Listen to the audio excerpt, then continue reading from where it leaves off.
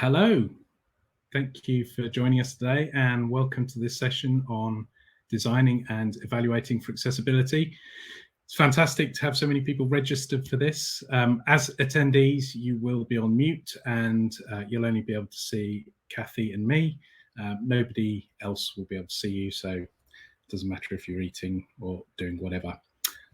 We've got lots to talk about today, but we don't necessarily want to sit here talking into the void. We want to hear from you as well. So on the right-hand side of your screen, you should see a chat window. It'd be fantastic if you can tell us where you're joining from today and say hello to everybody. For those of you who haven't heard of Bunnyfoot, we are all about evidence-driven user experience design. We're a family of 40-odd specialist consultants and practitioners from across the UK, and we've been providing UX strategy, research, experience, and service design globally for 22 years.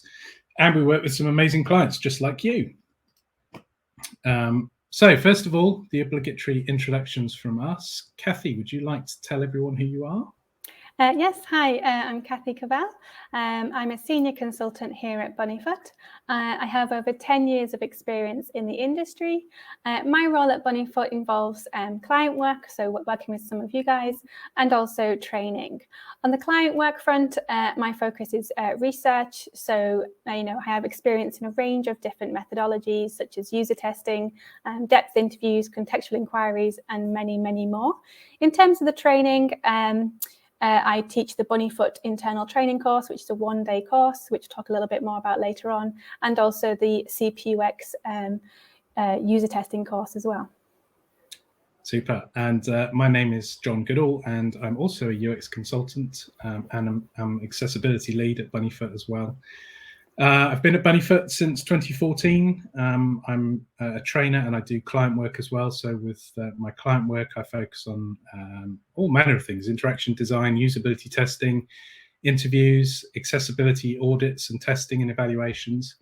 And I teach a few courses, so the CPUX Foundation course, and then a couple of courses on prototyping and practical accessibility. I've been working in the field of human-centered design in one way or another for about 20 years.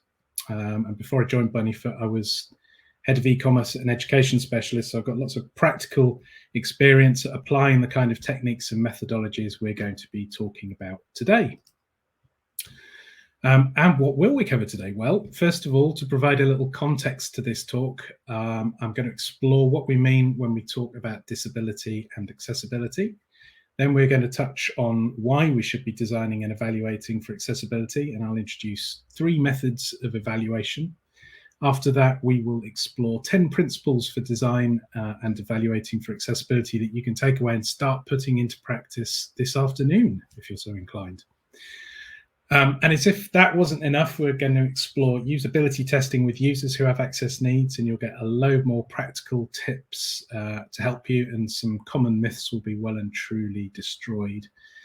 Then finally, we'll have an opportunity for you to ask us any questions that you have. Please don't wait until the end to ask your questions, just type them into the Q&A panel as we go along. If you think somebody has asked an excellent question, or it was a question you were going to ask, you can upvote their question instead of having to rephrase it. And what will happen is the questions that have the most votes will rise to the top, and they stand a much better chance of getting answered.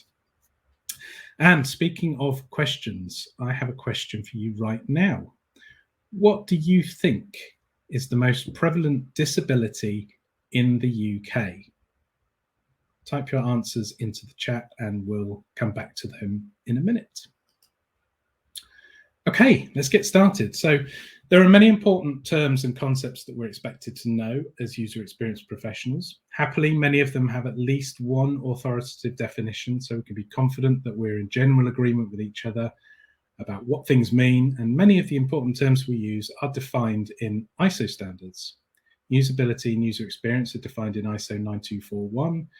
Accessibility is defined in ISO 25010, and that definition of accessibility is the degree to which a product or system can be used by people with the widest range of characteristics and capabilities to achieve a specified goal in a specified context of use. So physical and cognitive abilities are a spectrum, and good accessibility means the widest spectrum of people can use and understand your website. So it's not enough to design, for example, a form that requires users to concentrate for a good half hour to be able to complete it in one go without having to take a break. Or to say, if you don't complete your booking in 5 minutes, we'll boot you out to the homepage.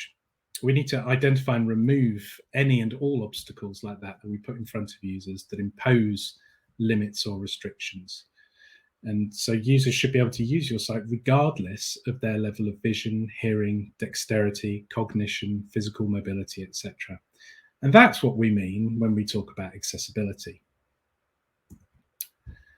The term disability has its own definition too, and it's one that is actually enshrined in law in the Equality Act 2010, and that is, a person has a disability if they have a physical or mental impairment which has a substantial and long-term adverse effect on that person's ability to carry out normal day-to-day activities. So a few months ago, I asked you what you thought was the most prevalent disability in the UK, and you should all be able to see in the chat. I'm going to have a quick look through and see what I can pick up. We've got vision, visual disability, cognitive, color blindness, mobility, dyslexia, visual, dyslexia, visual, hearing, vision. So a lot of hearing and a lot of visual impairments there. This is a chart from gov.uk which tells us the prevalence of disabilities in the UK. So I'm going to put the labels on and we'll see how closely that matches what you all thought. And you can see here that the most prevalent type of disability actually concerns mobility. In fact, people with mobility impairments outnumber those who are blind or deaf by 4 to 1 in the UK. Now, for one reason or another, we do generally tend to be more aware of certain disabilities than others. And certainly more often than not, when we hear accessibility mentioned in the context of online, people do tend to think, that's about making sure blind users using screen readers can use our site. And it is, of course, very important to accommodate screen reader users, but there are many types of impairment that we need to consider. And the emphasis and focus, in our minds at least, on visually impaired users is not a fair reflection of reality. It's also important to remember that some people may have more than one disability. So if we're talking about an adverse effect on one's ability to carry out normal day-to-day activities, what does that actually mean? Well, it means that your users may experience any one or more of the problems on this screen. Problems moving their hands, making fine adjustments, seeing or hearing things clearly or at all, understanding written or spoken words, remembering instructions and information. These are all things many of us take for granted and may not automatically consider when we're designing. So we know that people have disabilities, but how many people have a disability? I mean, do we really need to worry about whether or not our sites are accessible? How common are disabilities in the UK? Well, pretty common, actually. So over 12 million people in the UK have a disability. That's over a fifth, 21%, in fact. And of that 21%, only 17% were born with their impairment. The rest have had to adapt. And things get worse for us as we get older. Nearly half the UK population aged 65 and over have a disability, and some will have more than one. And we also need to consider the transient impairments that affect all of us on a daily or weekly or monthly or yearly basis. And to that end, Microsoft have come up with a way to categorize impairments into 3 groups, which is fairly handy for us to be able to understand them. And that's permanent, temporary, and situational. So permanent is those who have a disability, such as partial or total absence of, for example, speech or mobility. Temporary is when a person has a short-term injury that affects the way that they interact for a short time, such as having a broken arm or an ear infection. And situational concerns people moving through different environments, for example, trying to use a phone outside on a bright sunny day or looking after a baby. And I want you to think about whether or not you've ever experienced any of these things. This is just a really small section of things that affect our ability to interact with websites and apps on a daily basis. So if you've ever looked after a baby and you're not used to looking after a baby, not only have you lost the use of the arm that you're using to hold the baby, but the majority of your cognitive processing power is dedicated to making sure that baby is safe and nothing happens to it, leaving you with, I don't know, maybe 5% of your ability to concentrate and focus and understand things for this complex form that you've got to fill in. If you've ever used Zoom or Skype or Teams or Google Hangouts or whatever video conferencing software you use, if you've ever used that with a poor connection, or somebody on the other end has got a bad connection, it can take a lot of time to try and understand exactly what they're saying, and you're focusing so much on trying to understand what they're saying that you're left with less capacity to think about a really useful and helpful answer. And at least once a year, there's an evening where, for whatever reason, I just don't feel tired and I can't sleep at all. And the following day, I'm absolutely hopeless. I make terrible decisions, and it takes me forever to come to conclusion and to read things, and really does affect the way that I'm able to interact with things. And these kind of things happen to us all the time. So we do need to consider accessibility. We need to consider it because it's the right thing to do.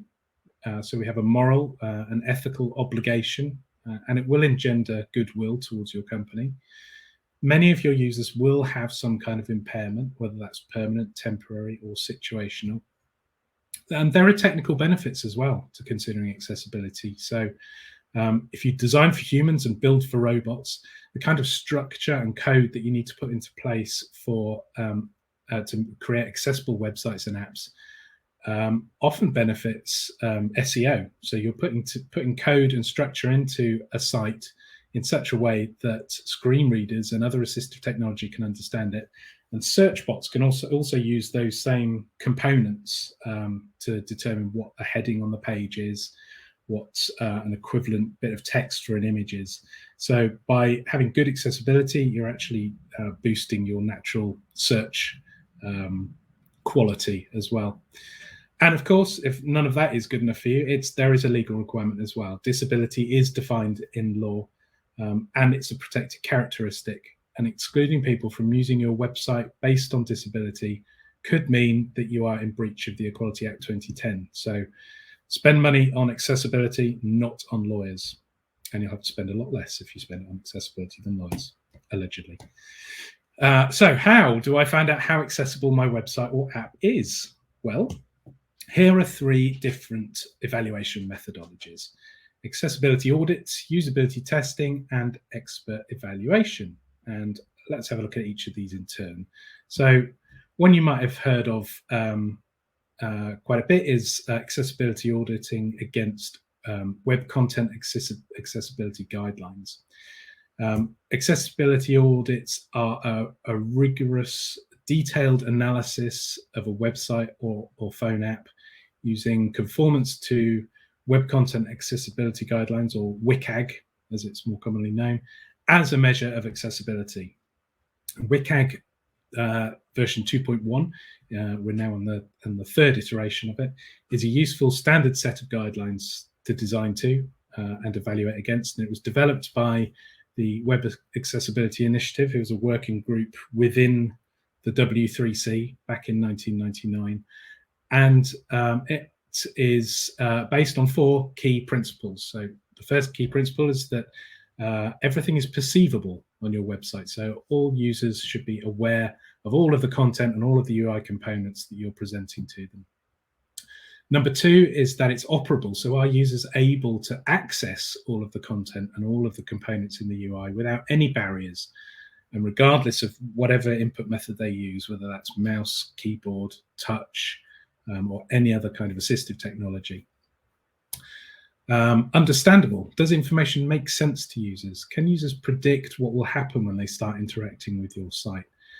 Does error messaging on the site help them to get back on track if they end up producing errors? And 4, that it's robust. So it's coded to standards to ensure that it's compatible with browsers and assistive technology that might come along in the future. The downside to auditing is that it's really time consuming. So every aspect of a page has to be examined in detail. It can be very difficult to understand and interpret. So the guidelines have a high barrier to entry.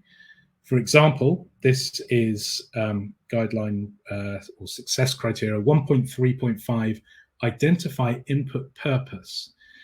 The purpose of each input field collecting information about the user can be programmatically determined when the input field serves a purpose identified in the input purposes for user interface component section, and the content is implemented using technologies with support for identifying the expected meaning for form input data. I said that all in one breath. So that's really impenetrable and very technical and quite difficult to understand quickly. So there's quite a high barrier to entry for these guidelines. And they don't provide any indication of practical usefulness or severity. So the guidelines don't state that a focus on a particular aspect of accessibility is practically more useful than any other in the guidelines. And critically, compliance to accessibility guidelines does not mean your site is accessible. All it means is you are complying to the guidelines.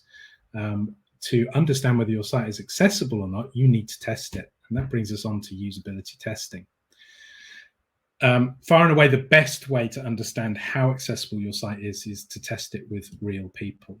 User testing is amazingly insightful. It unearths real pain points. It's a complete opinion killer, so it doesn't matter who says our website is great. Test it. That will tell you whether it's great or not. Unlike analytics data, which tells you what's happening, usability testing tells you why it's happening. And Kathy is going to talk in a bit about how you can do usability testing more effectively with users who have access needs, and she'll be sharing some tips and busting some myths around testing so that you can plan and run usability tests with confidence. But usability testing can be expensive and time consuming, so it requires professionals to conduct it, and it requires real users. So it's unlikely that you're going to be able to do this day in and day out. And ideally, we need something that's going to be able to pick up all of that low-hanging fruit and get our websites and apps into a reasonable shape before we go into testing. And that's where expert evaluations come in. Now, although expert evaluations won't allow you to claim any conformance to any standards or guidelines, and they don't involve users, so they can't be relied on exclusively, what they do allow us to do is start small, work our way up. We can create actionable lists of things, and we can start making changes straight away. So if, for example, you understand what makes a good set of headings on a page, you can start to make those changes immediately. Now, when you conduct an evaluation, you need something to evaluate against, and the principles or guidelines that you choose will vary depending on the type of expert evaluation you're conducting. In a moment, I'm going to take you through a set of principles for accessibility that you can design to and use as a checklist when evaluating your website. But just before you get your clipboard and lab coats out, there are a few other things that you'll need to do. First of all, you'll need help. So with the exception of Dolly Parton and Kenny Rogers, no man is an island. You will need to do this as a team. So developers, designers, content authors, researchers, product managers, they all need to be part of your approach to improving accessibility. You can't do it alone. It's fantastic that you've joined us here today, and it's even more fantastic if you are looking to be a spokesperson or an advocate for accessibility in your organization. But you can't do it alone. You need the support and commitment of a team behind you. Secondly, learn a bit of HTML. So HTML is the language that your websites and apps use, and it really helps if you can understand and speak that language. On the practical accessibility course that I run, the delegates who attend create a web page from scratch in 10 minutes with no prior knowledge of HTML, so it's not difficult to do. And familiarize yourself with assistive technologies. So users with impairments often use software and hardware devices to help them navigate and interact with your websites and apps, and these are called assistive technologies. Sometimes software will be native to the operating system. So, for example, VoiceOver screen reader on Apple devices. And operating systems usually have built-in screen magnifiers and controls for changing text size and replacing colors, etc. So get to know how assistive technologies work and try using them to access your website. So you can get an idea of how users with assistive technologies experience your sites, and B, so that you know that you're not doing anything that prevents these assistive technologies from working on your site. And on that second point, making sure you're not preventing assistive technologies from working, I need you all to promise me that at all costs you'll avoid using accessibility overlays on your site. Accessibility overlays are often touted as one line of code that you add to your site which will fix all of your accessibility issues. And many of these are bad and are simply selling lies. So they are often sold to web managers or high-level decision makers as an instant fix to accessibility issues. And they frequently leverage the threat of legal action to scare people into signing up. And this does three things. It leaves people who may be more familiar with digital accessibility practices, including your users, out of the conversation. It frames the entire experience as risk avoidance rather than as a way of ensuring access to everyone. And it suggests that people are a problem to be solved, and that is simply ableism. In reality, overlays can make experiences significantly worse for users of assistive technologies by altering or interfering with settings that they rely on. Moreover, they simply cannot fix many accessibility issues, such as missing or incorrectly coded headings, inappropriate alt text on images, poor link text, missing form field labels, and issues with keyboard access. But don't take my word for it.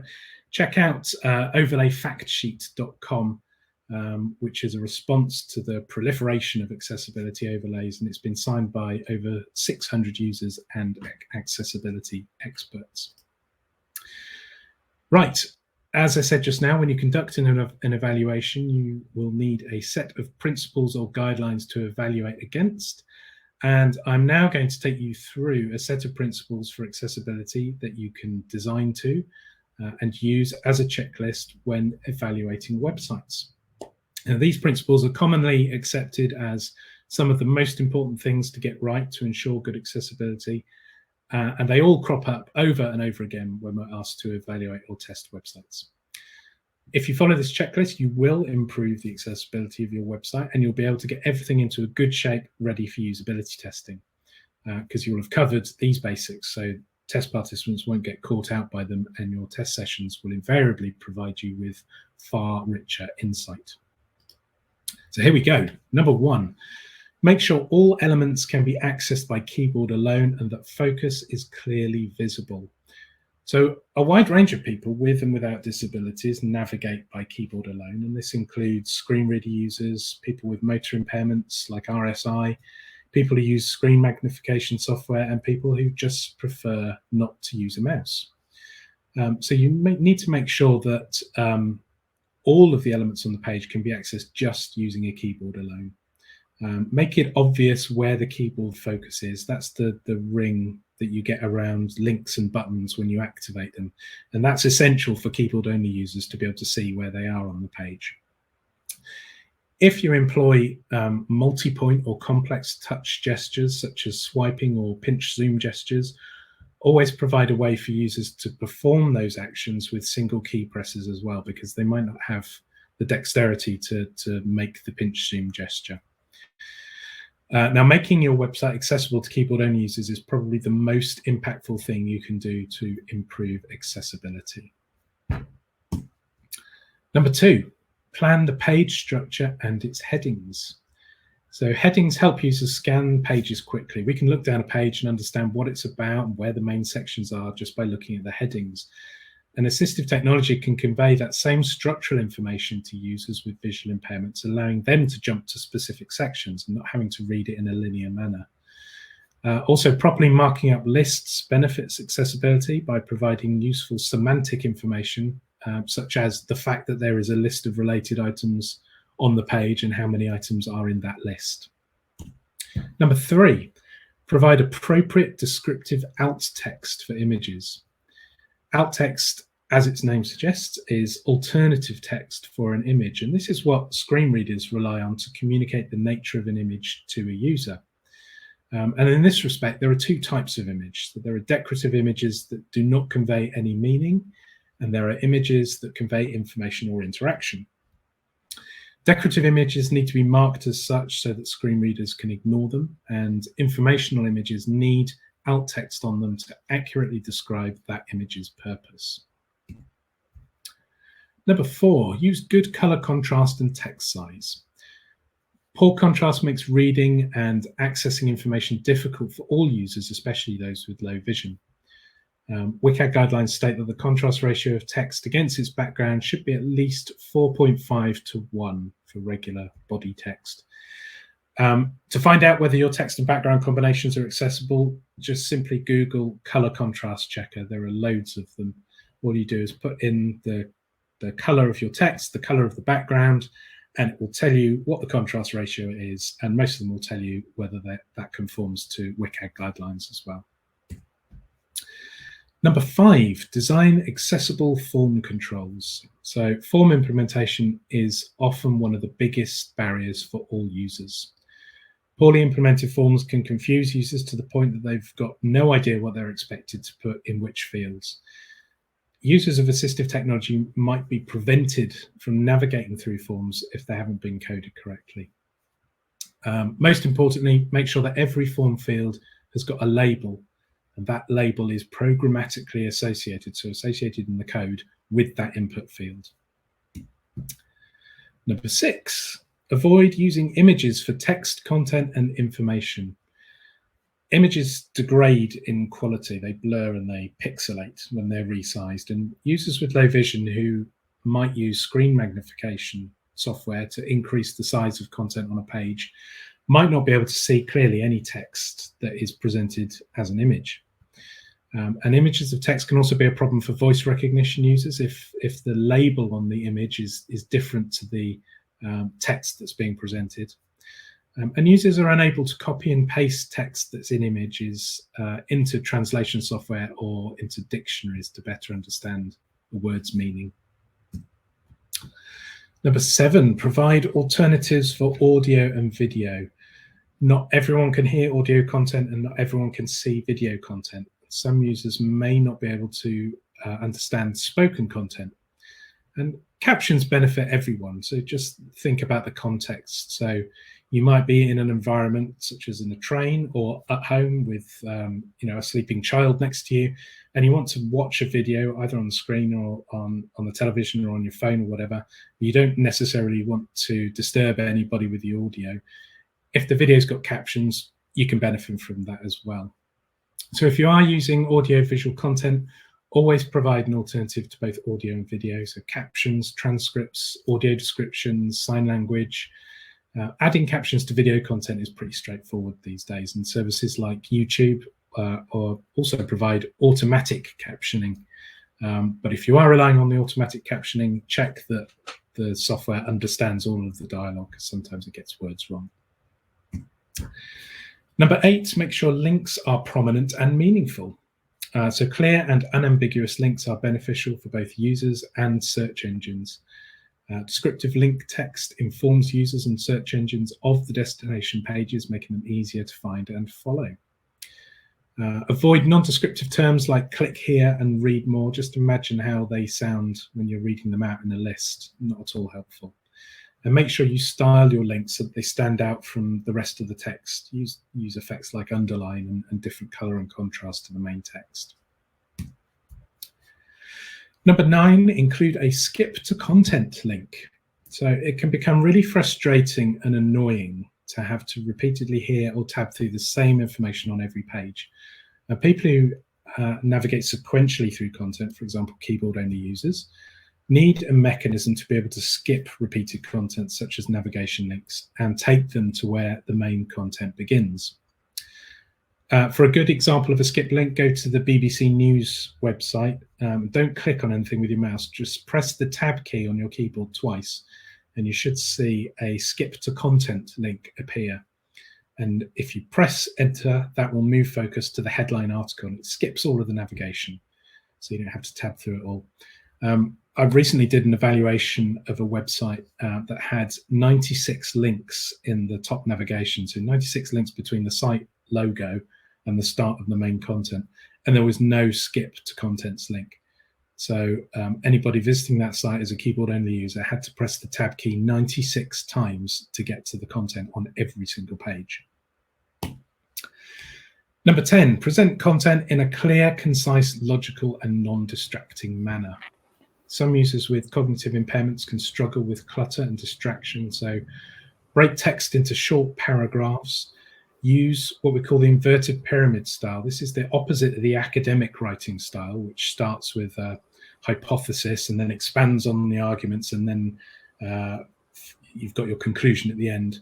With the inverted pyramid style, we'll put the conclusions first. So tell people what happened and then expand on the details in the background later, so people can tell very early on an article or on a web page whether or not it's of any interest to them. Avoid flashing and movement on the screen. If there is movement, such as scrolling carousels, always provide a way to pause it. And make sure your content is presented in a logical order to help with orientation for users who don't use a mouse, so left to right, top to bottom, and make sure when you press the tab key, it follows that same route. And I know I said there were 10 accessibility principles, but I had to include this one as well. So don't rely on sensory characteristics to convey information. So don't rely on colors or shapes to convey meaning.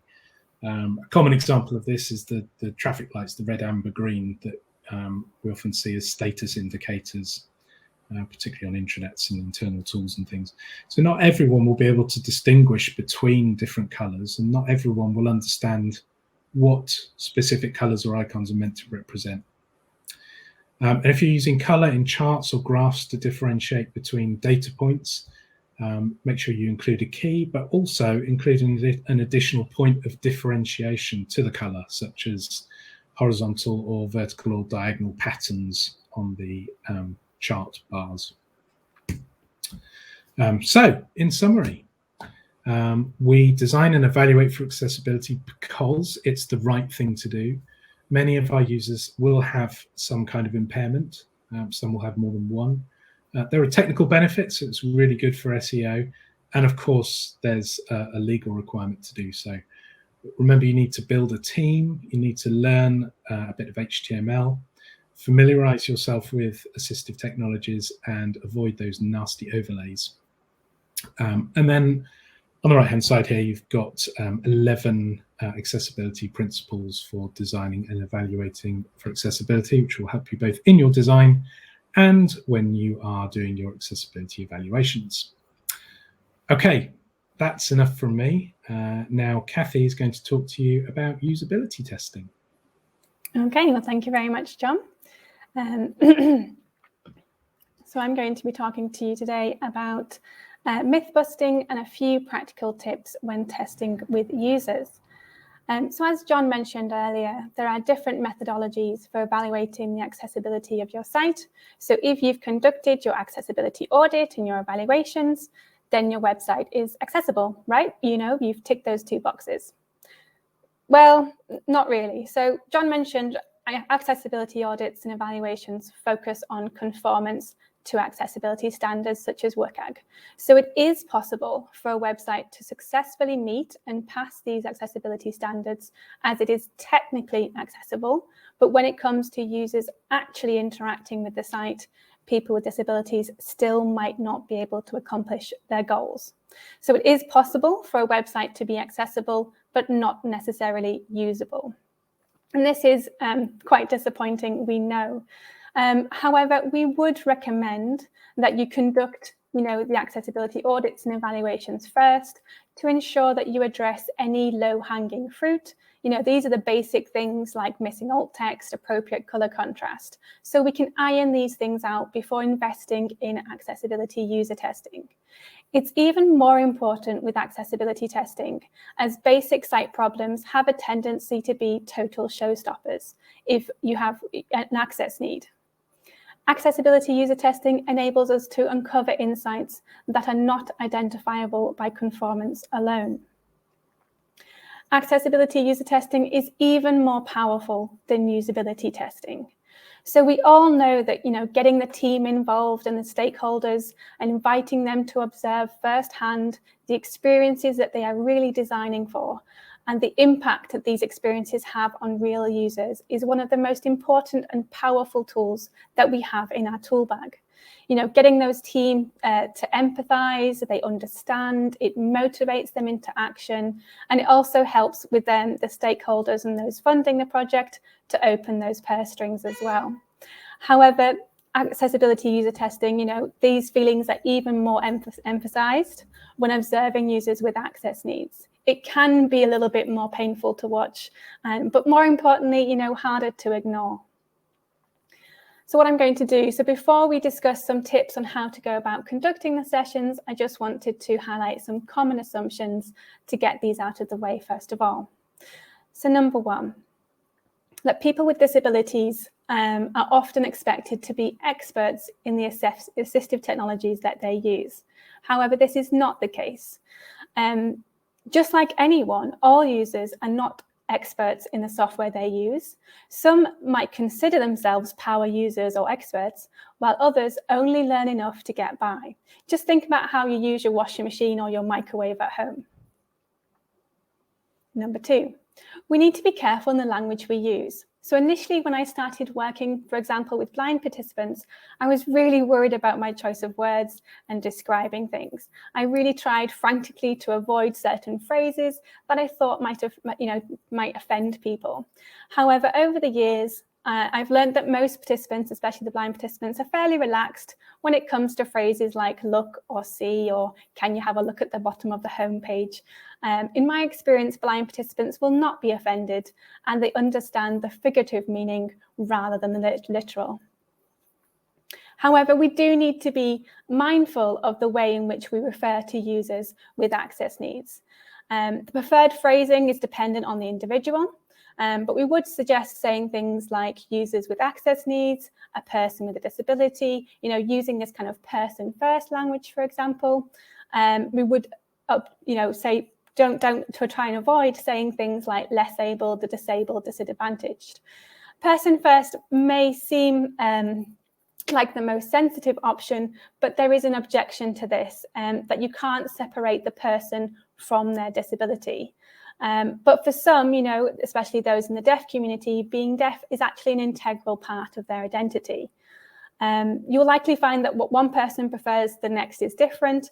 So the best advice I can give you today is just to ask the individual what their preference would be. Observing one screen reader user is representative of all screen reader users. Well, this just isn't the case. So we have found that people with visual impairments actually differ greatly in the level of support that they actually need from the assistive technologies and also their experiences with them. So for example, some users might be blind from birth, whereas others, as John mentioned earlier, are having to adapt to those technologies. We would therefore look to recruit a mix of users who use a range of assistive technologies, at different screen readers, for example.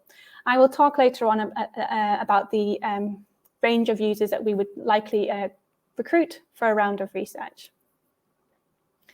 All screen reader users are blind. So as John touched on earlier, he spoke about non-permanent impairments, and the presence of assistive technologies isn't necessarily permanent as well. So for example, some users who are blind, of course, they need to use screen readers for accessing all content. However, there might be, low vision users that only need to use screen readers for certain tasks, perhaps when reading paragraphs of text, for example. So they might switch between the assistive technologies that they use. So that's some of the myths out of the way. What I'd like to do now is, you've heard enough from me for a little bit. I'm just going to share with you a little video to introduce you to some of our users.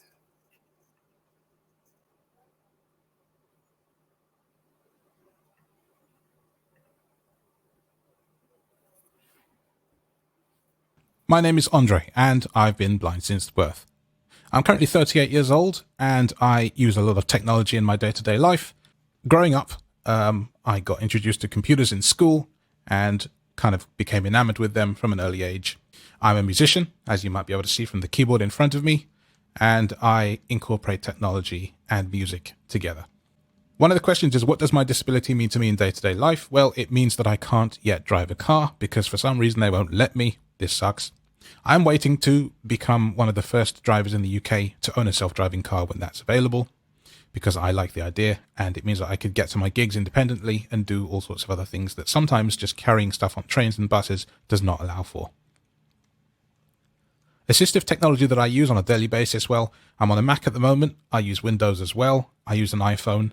I've just upgraded to the 13 Pro, which is rather nice and fast and furious and has a lot of cool accessibility features in it, such as VoiceOver. On Windows, I tend to use a screen reader, whether that's NVDA, which is free, or Supernova, not for its magnification features, but for its speech features. I grew up with it and have basically used that screen reader since the 90s. Common issues with websites. Well, there's a funny thing about that. Every website is different. A lot of websites tend to work a lot better these days than they used to, but I do remember one story, anecdotal.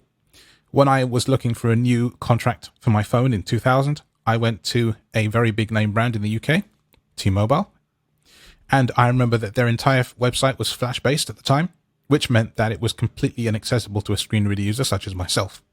On that day, they lost a customer. I went somewhere else, ended up with Orange, and actually never left them. If your website is inaccessible, you're going to lose customers, whether you know it or not. The most important thing a website should do to make sure that I can use it is to conform to the standards set out by W3C and all those things. I know nothing about this, by the way. I'm just an end user, but I've heard the terms. So if I got that wrong, someone can tell me. But also, just adhere to common practices. Pretty graphics are pretty. But if you screw up by making something like a checkbox custom drawn just because it's cool to do so, you utterly fail this test. A website should be usable by all, for all. That means you should be able to tab around it. You should be able to use a screen reader to navigate it.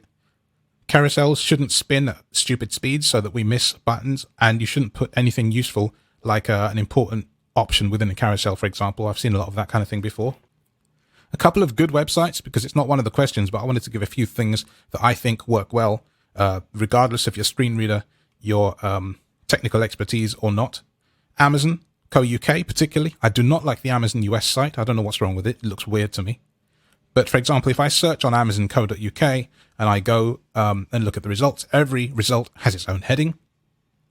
And BBC is another good example. They adhere to good practices and is a good website to recommend, BBC Co.uk as well. BT, did some testing for them a few years ago as well. Good site. Site's less good. Facebook isn't fantastic. Twitter's okay, but I think for those sort of things, you'd be better off using the app anyway.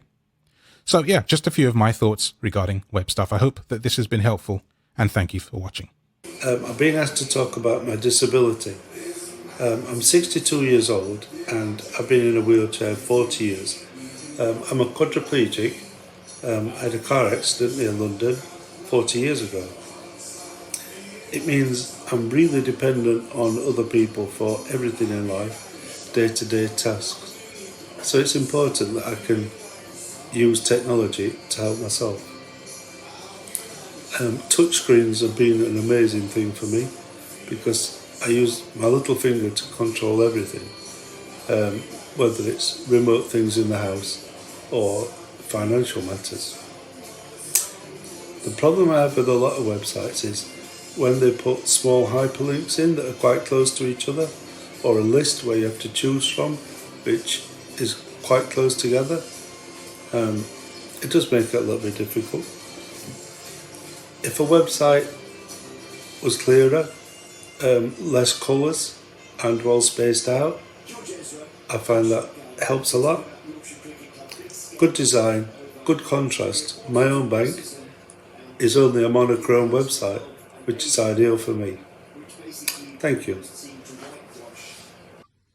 My name's Ashrafia. I'm 48 years old.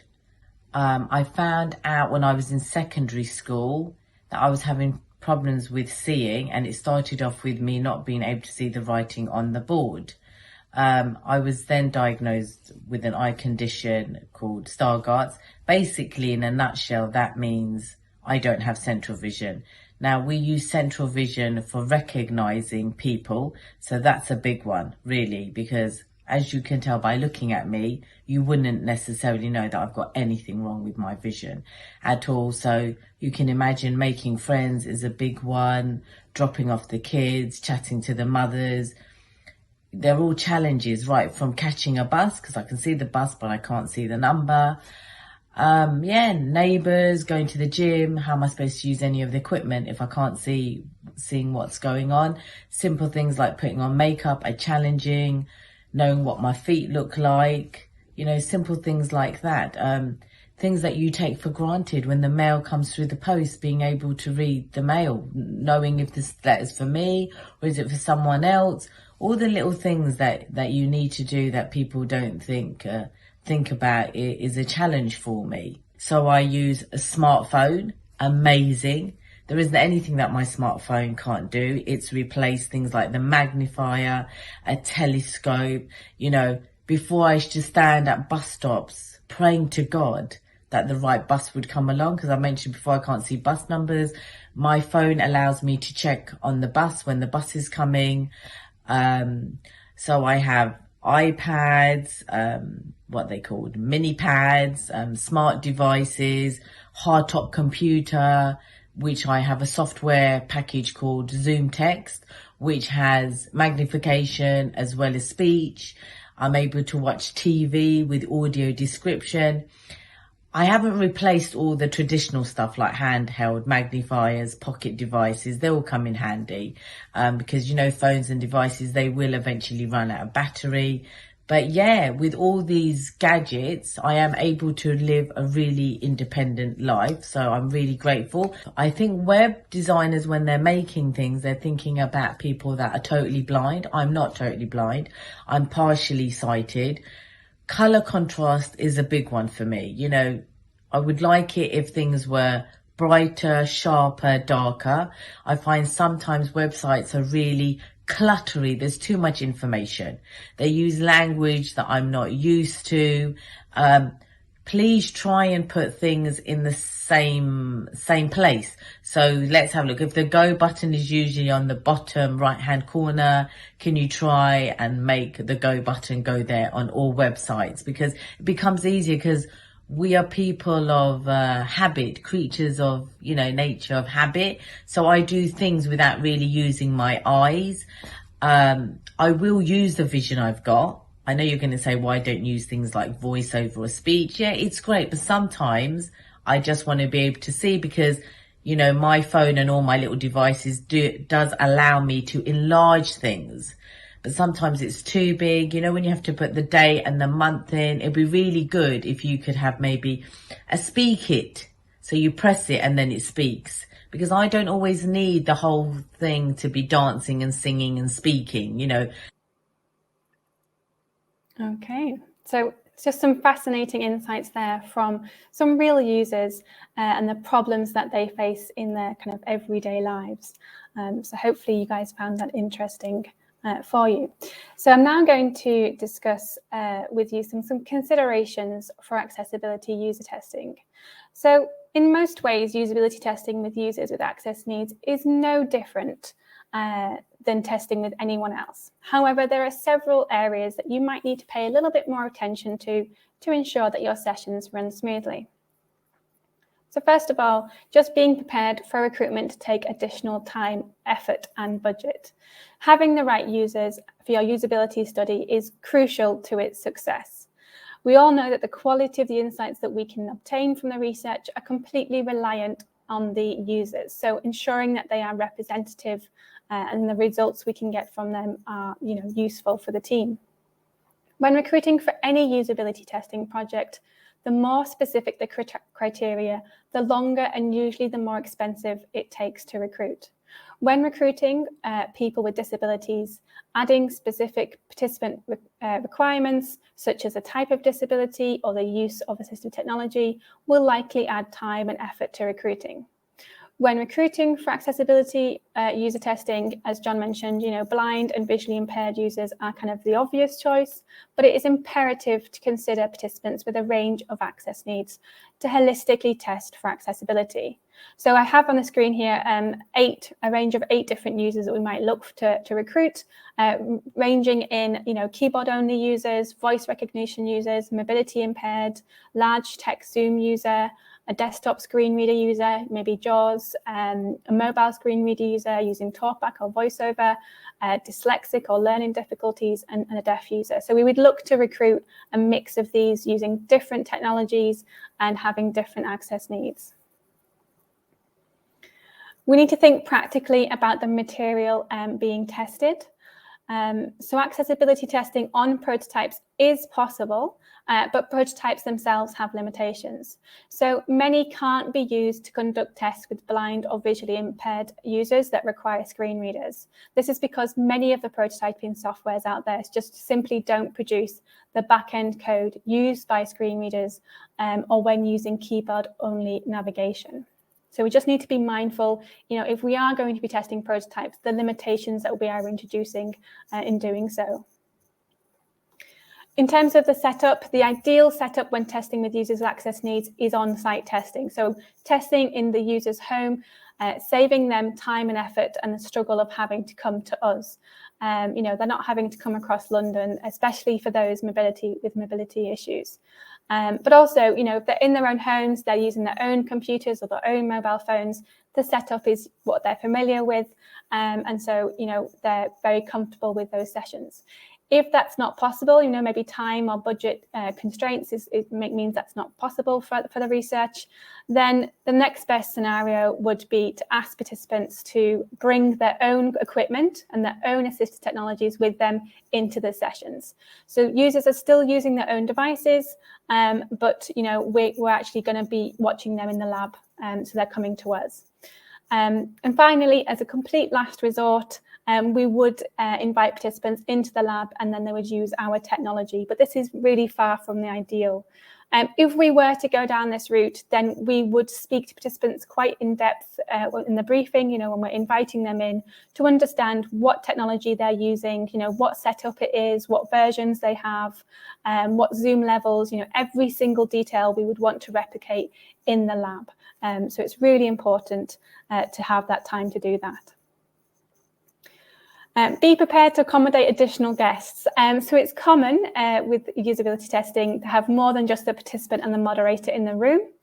So from our perspective, we would always have a dedicated note taker because there's just so much going on. You've got to take notes about what's happening. You might have a screen reader going, you might have a sign language interpreter. So being able to capture everything that's happening in a session is quite difficult for a single individual. So we'd always have a dedicated note taker with us as well.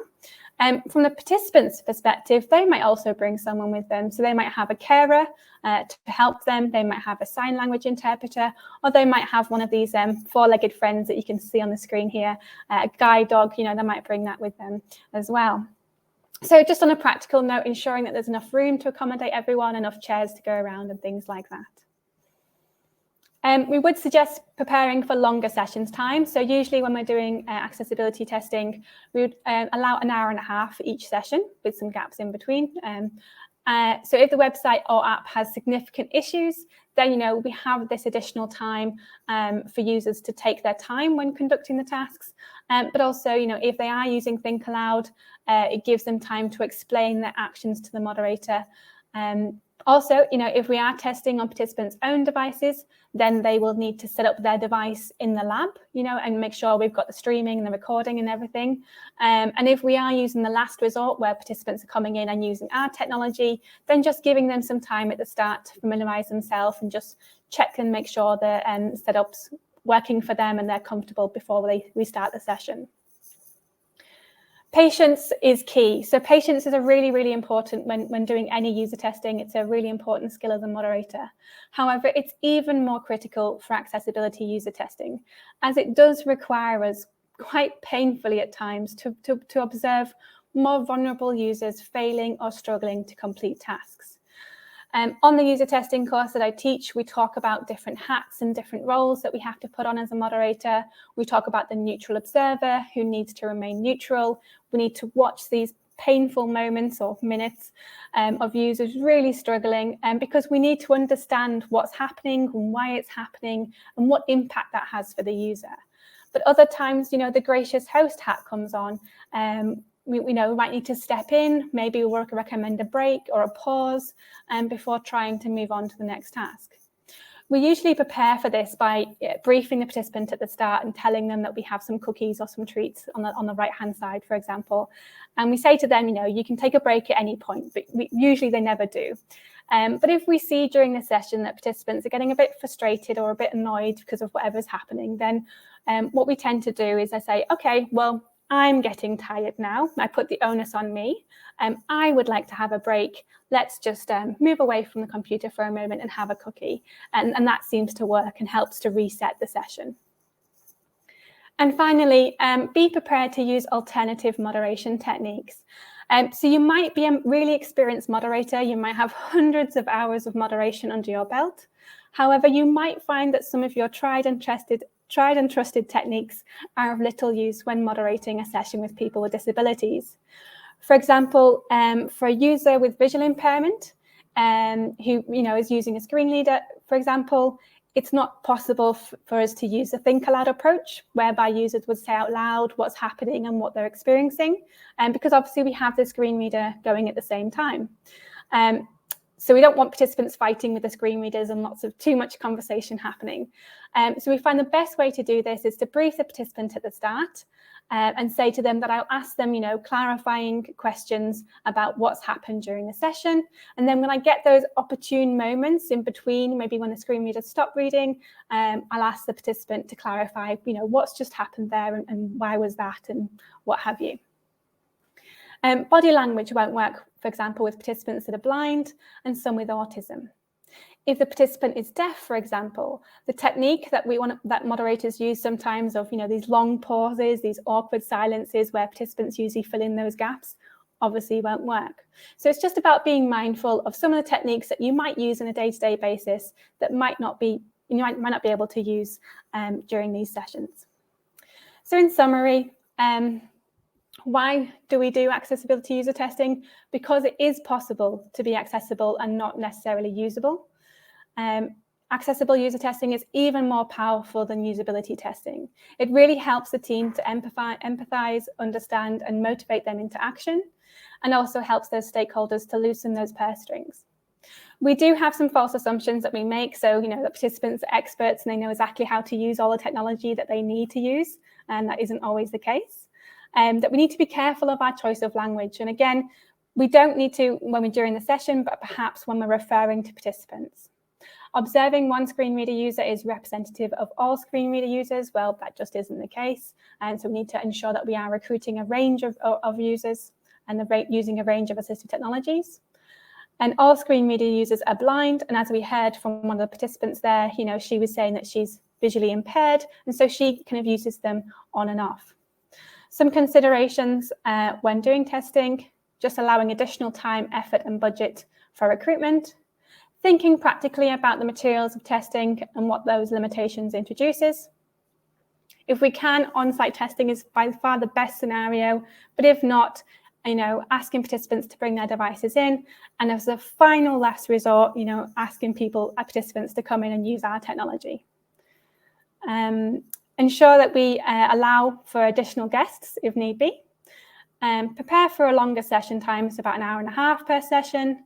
Ensure that you have patience and really try and be as patient as you can, even if it can be painful at times. And also be prepared to use alternative moderation techniques. That's all from me. Thank you. Super. Thank you, Kathy. So we're going to take some questions in a moment. We've got about a minute to do those in. But first of all, if you have found today's webinar interesting, you might also be interested to know that 2 of the training courses we run cover designing and evaluation for accessibility. I run the practical accessibility course, which will get you started on your accessibility journey. And it's packed with supporting material on evidence and argumentation and detail on performing evaluations and a good deal of practical exercises. Kathy, do you want to say a quick word about the user testing course? Yes, sure. I run the user testing course. It's a one-day course and it covers all the basics from how, when and why to test, all the way through to actually conducting a practical kind of mini test, reporting those results and presenting those back to your team. Super. Right. We've got not very much time at all, so I'm going to rattle through some of these questions fairly quickly. So taking the top one from Laura, next time maybe we should consider these webinars with subtitles to be more inclusive. Not sure if there's a setting for it, but I couldn't spot it. We looked for it, Laura. Apparently it's only available in the enterprise version of this software. So unfortunately there were no captions today. It's something that we always make sure is available when we're doing training courses remotely because Zoom offers it. But unfortunately it's not available in this webinar software. Ooh. Next one is from Luke. What about accessibility of everything that isn't a website or an app? Could be a PDF file or accessing a call center. Good point. So accessibility in Office documents, for example, is really important. And there are tools which within most Office software, for example, the Microsoft suite, that allow you to check the accessibility and fix things. So adding alternative text to images, making sure you've got good heading structure. Here's a little tip for you. When you export to PDF, never use the print save as PDF version, because that will strip out all of the accessibility metadata that you've put into your file. Always do save as PDF rather than print save as PDF, and that will retain all of that important information. Matt Parker, are there any guidelines when it comes to designing and producing other digital content, for example, graphics and animations that are posted on social media? We're using color contrast checkers, but struggling to define which font size to use as a minimum. Just very quickly, the web content accessibility guidelines would cover the majority of that, but there are loads of organizations that do things. BBC are really good at providing guidelines on accessibility, so check them out. Check out the FAQs for posting on social media. So for example, on Twitter, you can add out text to all images. If your font size is small when it's in an image, that's people are going to struggle with that. They're going to struggle with small font size anyway, so they'll use the same techniques with that screen magnification or pinch zoom to be able to read them anyway. Will the webinar be available later to go back through it? Yes, you should get a link tomorrow with the video for that. Can you advise what are the best tools, software for testing? So there are so many available, it's hard to know what's good or should be standard. So in terms of testing for accessibility, there are two things that you need to consider. One is what is the kind of thing that requires human interaction to be able to evaluate, and that's things like what is the alt text for a particular image? Does it accurately represent or portray what the image is trying to say? And the other thing is stuff which software is really good at. So for example, making sure all IDs are unique in code. If you had to check that manually, that would take you forever. When I said you should learn some HTML, the other thing I could add to that is if you right-click a page when you're in Google, you'll see in the little context menu, you'll see a thing that says inspect. And when you click that, you get to see underneath the bonnet all the HTML that goes into generating that page. If you know what that language that it's speaking, if you know a bit about HTML, you'll be able to decipher what is happening in the code. And that's one of the best tools, is being able to see underneath the hood. There are various others that allow you to disable images and disable CSS so you can see what it looks like for people who do all that. We're running out of time, but I'm just going to answer a couple more. I hear there's a new updated WCAG coming soon. When does 2.2 come out? It's in draft at the moment. It will come out when it's ready. I think they did say it was going to come out this year at some point, but obviously we're running out of time. There are a few new success criteria in there, and they're looking at a different way of evaluating things as well. But just keep an eye on W3C for that. What else have we got? What are some of the best assistive technologies? Well, that's a bit like saying what's the best type of coffee. So It all depends on your personal preference and what you've used for however long you've used it for. I can tell you what the most popular screen readers are, but really it depends on you as a user, what you feel is the best assistive technology. Some have more features than others, but it's all about how you use it. In the same way as, you can't really say which is the best word processing software. I did see a question about testing. So how can we ensure we cover all access needs with usability tests? Kathy? Yes, that will just be a case of ensuring that you recruit, those 8 that I kind of listed earlier, and just ensuring that you recruit users in a range of access needs and also a range of the assistive technologies that they use as well. Super. And then we're just going to answer one more, I think. So this one was from Darren. Was that the one? It's just disappeared. It was somebody asked a question around paring back. Here it is. So it's from Nicole. I've noticed that sites that meet AA standards, i.e. gov.uk, seem to have gone for text-based web content with limited image and video content.